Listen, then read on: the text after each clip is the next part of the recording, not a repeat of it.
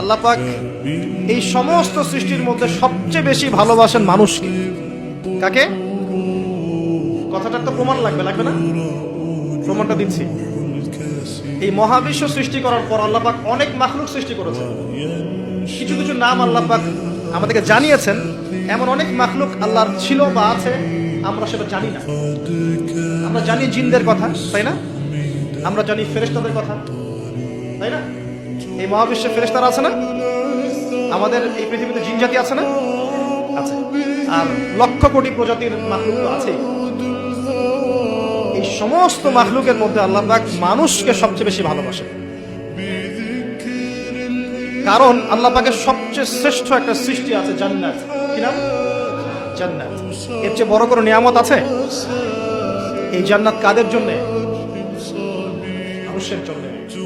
যাকে আপনি সবচেয়ে বেশি ভালোবাসবেন তার জন্য স্পেশাল একটা গিফট দিতে মন চায় না? চায় না? মনে করেন আপনি আপনার মাকে ভালোবাসেন, মন চায় না মাকে একটা সুন্দর বোরখা কিনে দেই, মায়ের থাকার জন্য একটা সুন্দর বাসা করে দেই, মায়ের টয়লেট করতে অসুবিধা না হয় টয়লেট সুন্দর করে দেই, মন চায় না? মন চায়। আল্লাহ পাক মানুষকে এত ভালোবাসেন যে মানুষের জন্য আল্লাহ পাক জান্নাত সৃষ্টি করেছেন।